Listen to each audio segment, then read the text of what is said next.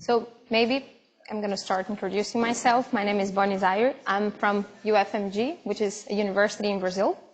And also a bit of, be aware. I'm neither a planet, neither a disk person. I'm more of a star person. So today I'm going to talk about the magnetic field in this. Oh, I got a thumbs up. Okay. So I'm going to talk about unveiling the magnetic structure and the dynamics of the star in a disk interface, but in particular with spectropolarimetry. Okay, so a bit of motivation before we start. So why do we care about it? This is a plot that I really like from 2018.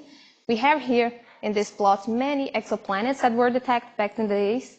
And here the plots are plotted with, these exoplanets are plotted with respect to the host star, so we can see the distance that they have with respect to the host star. And here in colors we see, single planet systems, 2 planet, 3 and 4, more than 4 planet systems. So here we have some circles that have this, guide for us of the distance of these exoplanets with respect to the host star. And we can see here this circle that marks the 10 solar radii, and also what we expect, the distance for the Mercury, Venus, Earth, and Mars orbit. So we can see that we have, a lot of differences with respect to our own solar system. So we want to understand how do we form and how these planets evolve, right? But now if we overplot here some MHD simulation, for instance, from Romanova back in 2015, we can see here the star here in the center, the magnetic field, and this matter being accreted. And we can see that all this region, we have a lot of planets that fall in this inner edge of the disk. So we have a lot of interest of understanding the dynamics of the star at these early stages in order to understand how these planets got there, right? And how this interaction at these early stages could have impacted these planets. Okay, so, but why do we care about the stellar magnetism? Well, for one, we know that they shape the environment of these close-in planets. So we know that, for instance, it's going to contribute for the atmospheric erosion because we have stellar winds, flares, coronal mass ejections, and a lot of stuff going on there. But also we know that these magnetic fields are going to impact the planet detection, for instance, if you use radio velocity measurements. So here I have one sketch to illustrate that, where we can see the star, and if you have, for instance, here one spot, and how this spot breaks the symmetry of this spectral line, for instance. So we can see that this is going to induce some variability in the line that we call radio velocity jitter, and it's going to hide the information from the planet, right? But also, we can have activity impacting the photometric measurements, and this could cause some wrong derived exoplanet properties, such as the exoplanet radius, for instance. We have here one example of a spot that's going to make this, transit look shallower than you expect. So, for instance, here in red you have the model, and the data here in black. So, the magnetic field is playing an important role in all these cases. And here we also have, for instance, star-planet interaction that could cause enhanced stellar activity. And finally, in a more broader sense, we like to study these objects, these young, low-mass objects, because they can help us also understand the dynamo action in stars. So when we look for a sun, for instance, there is a lot of open questions of how this magnetic field is amplified even in the sun, that we have a lot of data.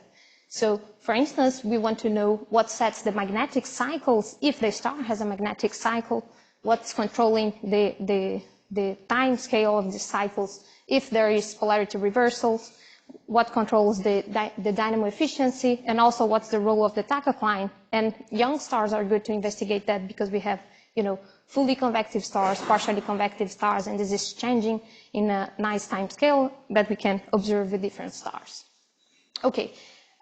So I like this sketch very much because it shows this star inner disk interface, and we can see here very easily that the magnetic field, which is represented in red, is the responsible factor for intermediating this star inner disk interaction. So we have here the star, the magnetic field, and the disk, and I put some planets. This is by my own, in order to show you that the planets are forming throughout the stages, right? And we have here this magnetic field that, as we saw early today, it's going to truncate the circumstellar disk. So this distance at which we truncate, it's about, it has to be less than 0.1 astronomical units, more or less. So this is 20 solar radii. If you remember the plot I showed before, that's, you know, a lot of planets within these inner regions.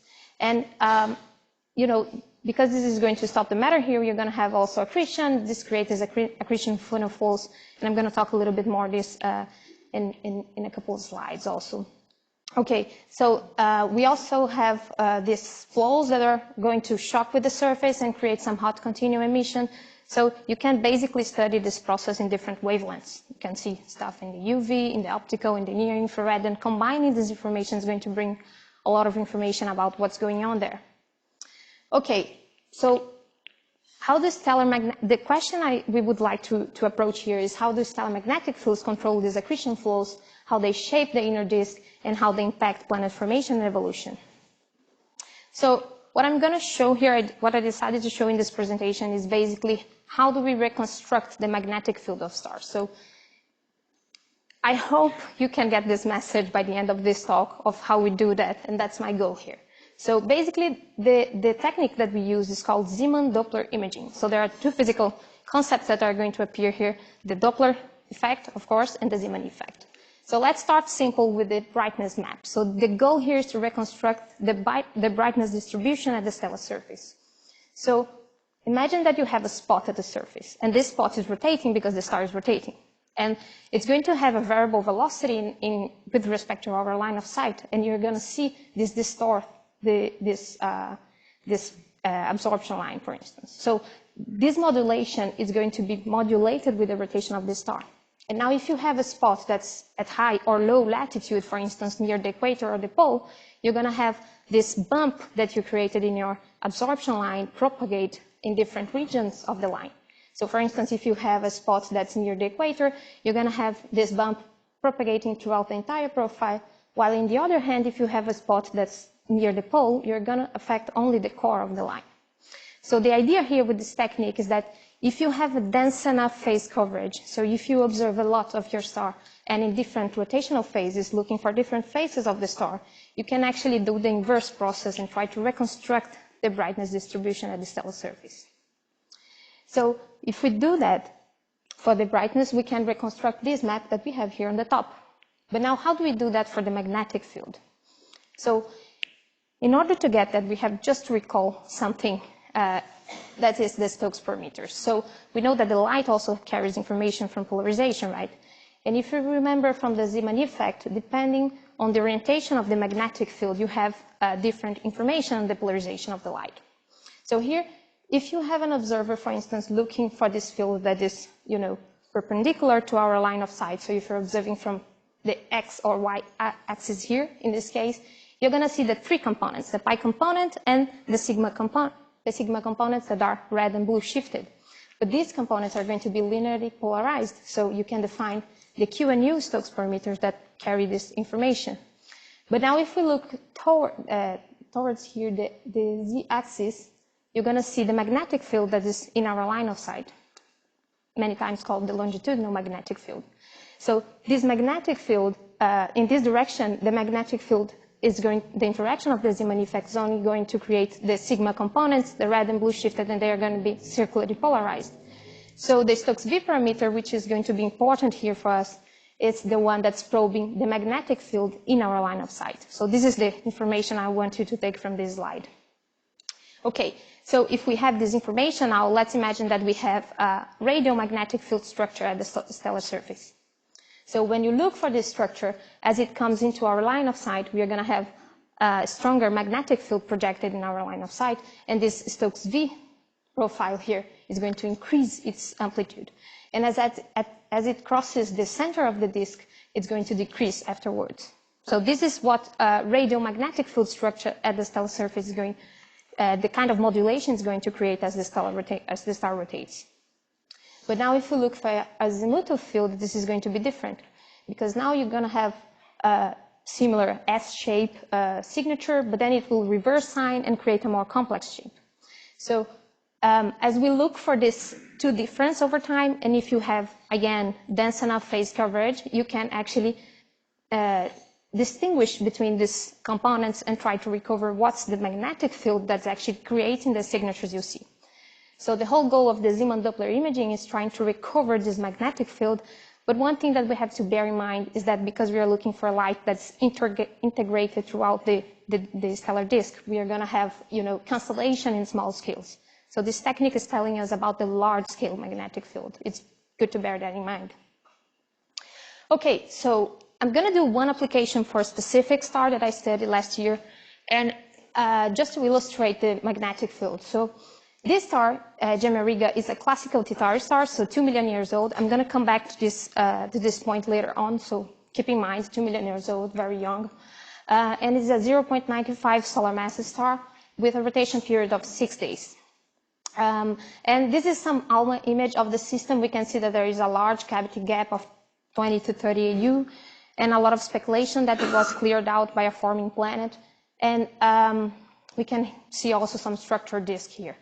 Okay, so we got some spectropolarimetric observations for this star, separated here going from September 21 to January 23, using the SPIHU near-infrared spectropolarimeter, so it's high resolution. And we have here in black the observations, and in red the models that we got. So we can see that there is a nice adjustment.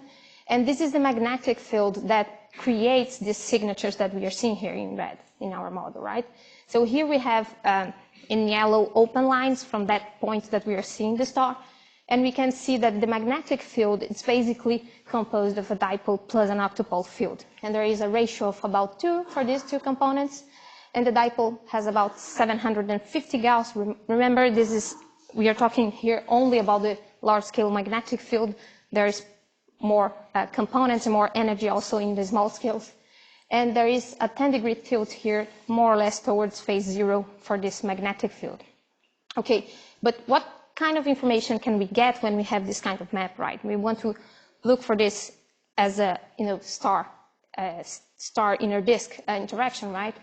So there are 3D MHD simulations that show, for instance, that propose that you can have stable accretion or more chaotic accretion, such as illustrated here. And basically what's going to play a big role here is the ratio between the truncation radius, which is linked to the magnetic field strength here, and also the mass accretion rate, and the corrotation radii. So if you have a truncation radius that's closer to the corrotation radius, you're going to have this stable accretion with two full and flows being formed and being stable during a few stellar rotation periods. Well, whereas in the opposite here, you have a more complex structure with some tongues being formed and this more chaotic accretion popping up. So the stable and unstable accretion regimes. So this is going to depend also on the dipole tilt. And for our star in specific, we computed this ratio. And what we found is that GMR favors more this stable accretion regime. So if we look for the ratio that we got for the star, we found something that's at the boundary of the stable and unstable regime. So we need also more information in order to, correctly interpret this data. But if we look also, for instance, for emission lines present in this that trace this accretion, we can see that there is some redshifted absorption that's tracing this column coming into an outer line of sight, right? So we can see that this absorption is modulated with the stellar rotation period, proving that this is happening. But also we see that the magnetic field that we found that was tilted towards that phase 0, it actually corresponds, looking for photometric data, to a hotspot facing phase 0. So everything is consistent and indicates that there is a stable accretion there. But I got this target only to illustrate a little bit of what we can do. But what now if we look for several objects? So there are many high-resolution spectropolarimeters over there. We have some in the optical, some in the near-infrared. I've been more involved with SPIHU data in the near-infrared. But over the years, we did the analysis of a bunch of T-Tauri stars, and this is more or less what we got. Okay, so this plot, it's by many called a confusogram because it's a mess. But basically, each point here represents, it's an HR diagram, each point here represents a different star that had its magnetic field mapped. So the information in each point is going to tell us about the large-scale magnetic field that was reconstructed. So we have here, for instance, the size of these symbols is going to be proportional to the magnetic field, the average magnetic field that was found for these objects. And also the shape is going to tell us about the axisymmetry of this field. So the more round the shape, the more axisymmetric with respect to the rotation axis this magnetic field is. And the color is going to tell us about the poloidal versus toroidal fraction of the magnetic field. So the more red, the more poloidal the magnetic field is. So what we can see here, in this plot I have also isochrons in green, and these dashed black lines here tell us a little bit about the internal structure of this star. So this first dashed line tells us the fully convective limit when you start to develop a radiative core, and here when the core reaches 50% of the stellar mass. Okay, so what we see is that when you look for this star more on the top here, you have more simpler poloidal axisymmetric fields in general. And as you evolve and develop a radiative core, this is going to, increase in complexity. So here's one example, for instance, this is BP tau, and we can see that the dipole has a significant component with respect to higher order magnetic fields. Whereas if you go now for another star, such as V2129 of Fuchs here, for instance, you can see that the dipole now has a much weaker magnetic field when compared to higher order. So this is what I'm referring to as an increasing complexity in the magnetic field. Okay, so we did all that we did this analysis over the last years, and also we have here now, you can see from if we remove this, we can see that there's kind of a lack of stars here in this very low mass regime, right? So with SPIHU, we hope to, increase the number of stars here, such as, for instance, this GH223 that we added here, and we've been showing that this, magnetospheric accretion model is also applicable to these stars, and they seem to show consistent results, showing that this is working for, all these ranges of stellar masses. Okay, so, one second. Yeah, so, but what else can we do with this kind of information, right? So, we also can look for planets with this kind of data, because we have to use a very dense phase coverage in order to do the Zeeman-Doppler imaging. And as we have data spreading over the years, we start to have, good data to look for planets with the radial velocity method. So here what we did in this work was to try to fit the stellar jitter, so this modulation that I mentioned before early in the presentation, and also the planetary signal. So basically what we did is to run a Gaussian process regression, and we tried to maximize the log likelihood where we have the radial velocity, or we could also apply, use a circular orbit or a Keplerian orbit, and we can use a quasi-periodic kernel in order to correspond to this activity that we expect. So for instance, activity regions are going to have a decay time that we expect, and things like that. Okay, so when we do that, we can remove the stellar activity, and we can see this signature here that was left after removing the magnetic activity. And we fitted this, and we got a Jupiter mass planet that's orbiting very close to the star. So that's a hot Jupiter, right?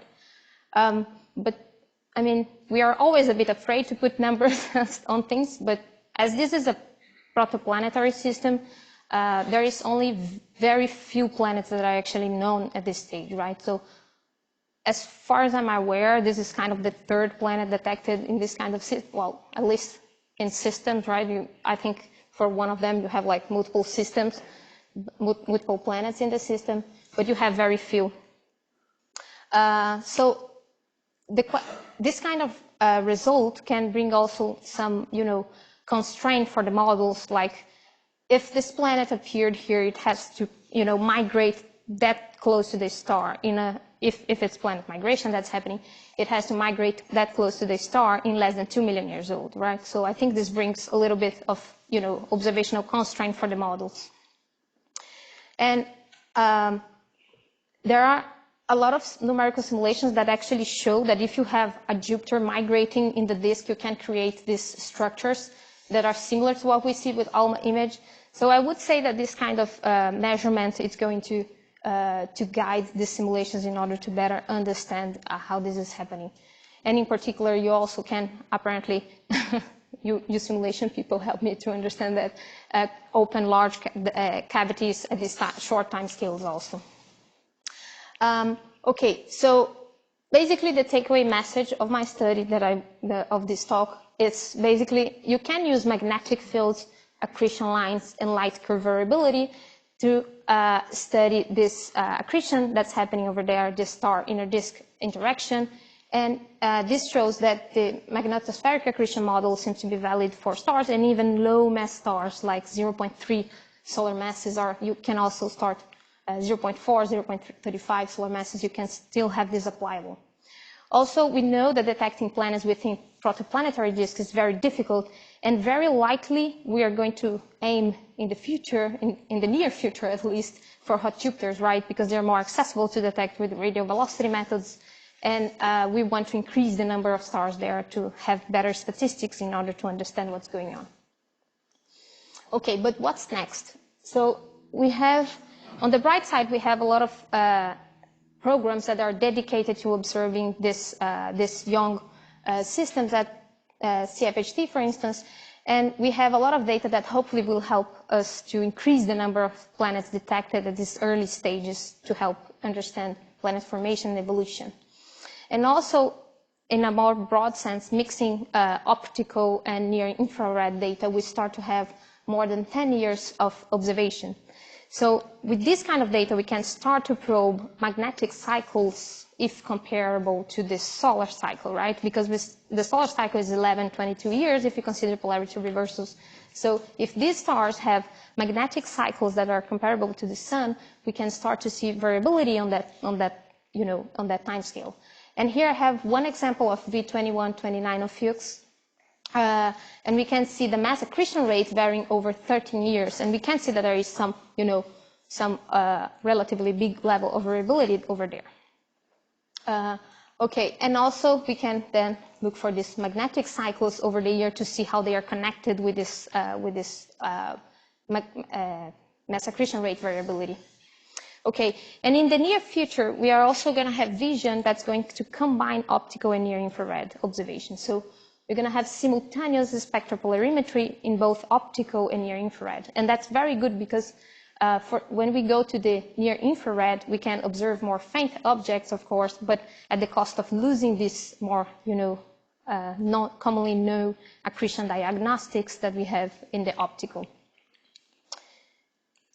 And finally, for the planets that we have detected that are transiting, we can also use GWST to explore more the atmosphere of these planets.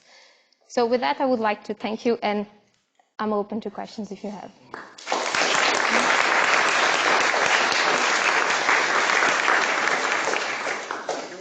So we have time for questions. Please use the microphones. I see Doug there. Yeah, please. Doug Lin, UCSC. There are three axes. One is a spin axis, one is a magnetic axis, one is a disk axis. For AM Araga, can you place some estimates on the three different axes? And are they aligned, misaligned, or in some other fashion? Yeah. So, so there is some evidence. I put this here, but I didn't mention even while I was talking. There is no evidence for at least misalignment between the inner and outer disk. Also, we assume in our work that the rotation axis is aligned with this disk axis, actually. So this is an assumption that we make. And sometimes we can derive that, but for this star in particular, that would give, very large error bars, and we decided to keep, if the inner disk and the outer disk are aligned, we're going to keep the star aligned with this axis also. And for the magnetic axis, we found like a 10 degrees tilt, so it's by that amount. Yes, please. Hi, Nick Tusay, Penn State. Cool talk. I was wondering how differential rotation might complicate things or might not, and why. Yeah, so we can include differential rotation in the modeling. So basically, the way we model this is that we assume that the star is a bunch of reed cells, right? So we can implement some, solar differential rotation and have this, evolve throughout the observational window that you have, as long as all the time you have the static image, right? So you must have one spot that's over there throughout the entire observation. So what we assume here, then the underlying information here, is that you have a structure that's there all the time during your observation. So if you have a long enough observation, you have to break it into chunks in order to reconstruct maps for different epochs. But yes, you can include differential rotation in that case, and the spot is going to, be spread because of this differential rotation. But also it's important to keep in mind that while we measure differential rotation for different stars, we, for instance, numerical simulations tend to produce very easily anti-solar differential rotation. But as far as I know, we have never observed that in, for instance, in solar-like stars at least. So yeah, you have to assume that's rotating like the sun. Thank you. So there was one question. Yeah, I saw that V20 whatever had a very small dipole field, right? You mean this one or Gemma-Riga? The field strength, the dipole component was quite small, it's like 300 okay, Gauss, so that right? one. Have you thought about how, because usually the dipole field is the thing that constrains the magnetospheric radius, right? Yeah. Have you thought about how the range of magnetic fields, in particular the dipole components, how that might change people's estimates of the truncation radius? Mm-hmm. So for our star, I didn't put the truncation rate. Sorry, this one? V2129O. Oh, okay. You mean the last one that I showed, the mass accretion rate? No. You had two stars. One was a Vega star. Yeah, it's the same. This one, right? Yes. It's the same I showed in the end. Okay, got it. Very small dipole. That's a very small dipole, yeah. So what was the question? I'm sorry. I thought you were So the question is, since usually we think the dipole constrains the magnetospheric radius, if you have such a weak field, have you thought about how much the truncation radius might change for different stars? Yeah, so I don't recall what's the truncation radius for this star, to be honest. I don't recall what it is, but there is accretion going on there. But I don't remember on the top of my head. I forgot to put also the reference for this one, but this is one of the Donati et al. 2012 papers. But I don't recall the truncation radius, sorry. Paola? Yes, very nice talk, thank you.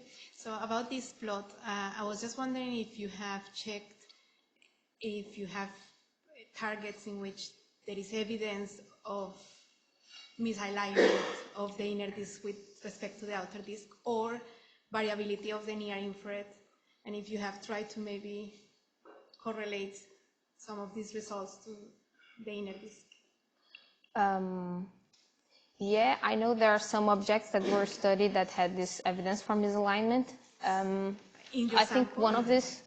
In this sample? Or? In this sample, I think like calcium 1 number, I don't recall which number, but I think one of the stars in this sample has evidence of misalignment. And then in that case, I may want to double check, but I think we keep the alignment of the inner disk when you have this. But you can also try to estimate the alignment if you use the sun eye of the star. So whether if you have enough, maybe a couple of these in which you can test this and check if the misalignment relates with the type of magnetic geometry? Yes, yeah. Well, yeah, so there is some questioning of whether the interaction with the disk can impact the dynamo in itself, but overall, as far as I know, the dynamo is thought in general as something that's independent on the on the geometry. So the dynamo is doing its own thing, you know, like the geometry that you excite, like the dynamo is amplifying. It's actually not linked to the geometry of the system. But do you mean like a visual thing, like the geometry is going to change the geometry of what we reconstruct? Is that in that sense? So in more general, I'm wondering if in this that we claim misalignment, it could be because of the magnetic field misaligning the inner disk and some of the variability that we see, for example, shadows or near-infrared axis variability is because of this. I don't know. Sorry. Yeah. Okay. Thank you. Okay, next question here. So please introduce yourself. Ralph Podritz, McMaster. This fascinating slide you have here and another one, there was no quadrupole field that you had in two of these. Is there a physical or observational reason for that? Yeah, that's something that, I mean, there are two things that you can do. You can try to, you know, model imposing some weights, trying to say like, okay, more commonly you see this kind of feature that's more linked to a dipole field or dipole field or something like that. But in our modeling, you can leave it free, and you know this is the kind of solution that you converge towards to when you try to do that. But if you also try to put some weights based on some physical, you know, idea that you have, like you must have some strong dipole because you were seeing, I don't know, some accretion going on and some truncation radii that seems to indicate something like that, you can weight towards the simplest image in the sense of like having a stronger dipole field than some, you know, some more complex configuration. One thing that happens in this kind of modeling is that we always try to get the simplest image that we can. So we have something that's, there are many different field structures that could reproduce the data we observe. So one thing that's behind the scenes here is that we try to maximize the entropy in our image. So you're trying to get the simplest solution that reproduces your data. So in that sense, there is some, you know, information going on there with this. If that's answered your question. Thanks. More questions? So I could continue with one. So I was actually interested about the variability of the dipole component. So is it changing a lot over a month time scale, day time scale, year time scale? So. Actually, for this, you mean for this star in specific, right? Right. Yeah. So we did 3 magnetic field reconstructions because, you know, the time span here is relatively big and we see some variability in the magnetic field in our line of sight. So we broke this in 3 data sets and we did the reconstruction for each one of them. And basically what we saw in this, you know, 2 years gap, which is not very long, but what we saw is that there is some kind of like similar to the Earth, some small dipole excursion going on there, but in general, the magnetic field is quite stable. So you have more or less the same field strength, varying by a few %, and also the dipole changing just slightly, like a 5 degrees tilt change. Okay. But no more. Cool. Thanks. Okay, please. Luigi Zaglio from the University of Milan. So I was just wondering, do you have a lower limit on the stellar mass that you can use this analysis on, or can you just extend it to any kind of very low mass stars? Do you mean like, because, so the example I show here, for instance, it's like, if I'm not mistaken, 0.37 solar masses. Can you also go down to like 0.05, 0.06 solar masses? It's going to be very faint. Yeah, right. The signal to noise is going to be, I think we can push a little bit more. If I'm not mistaken, we have one more target here, but it's hard to go there. Okay. But in the near infrared, you start to get, you know, more, it starts to get easier to be here, but the integration time, it's, you know, increasing a lot. It depends on the rotation period because you are looking for the rotational modulation. You don't want to integrate for a large fraction of the rotation of the star, otherwise you're going to blurry this information. You're going to lose it, right? Thank you. Thanks. So last chance for a final question. Yeah. Thank you. I wonder if you've thought about the expected size of the magnetospheric cavity for GM Auriga and how that relates to where the planet is actually sitting in terms of its orbital distance. Is that something you've thought about? Well, definitely this magnetic field cannot open up such a large cavity. That's what I think. No, yeah, I mean, by far, right? Like, it's impossible. But, wait, I think it was here, right? But whether this is, you know, some planet migration that can reproduce that, I don't know. There was like, I think I saw... I didn't mean that cavity, I meant the magnetospheric cavity. Oh, so, the magnetospheric yeah, cavity. sorry. Yeah, so you should be able to work out roughly how big that would be from the mass accretion rate onto the star, strength of the magnetic field, so on and so forth. So I computed the truncation radii, which is, you know, that quantity, and I think it was, I might be mistaken, but 7 stellar radii or something like that. Yeah. Which compared to the rotation radii is a 0.6 ratio. I should have put the individual values also here. Yeah. How does that compare to the semi-major axis of the planet? Because this is the system with the planet in it, yeah, isn't it? Yeah. Yeah, exactly. Good question. I know I put it in the paper, but right. So the star is rotating with 6 days. Right. Okay. Yeah, it's not that far, but okay. Thank you. Yeah, I can get something the to have a look at, and maybe a little give bit it more to detail. you, yeah. Thank you. Thanks. Let's thank Bonnie again. Thank you. Thank you.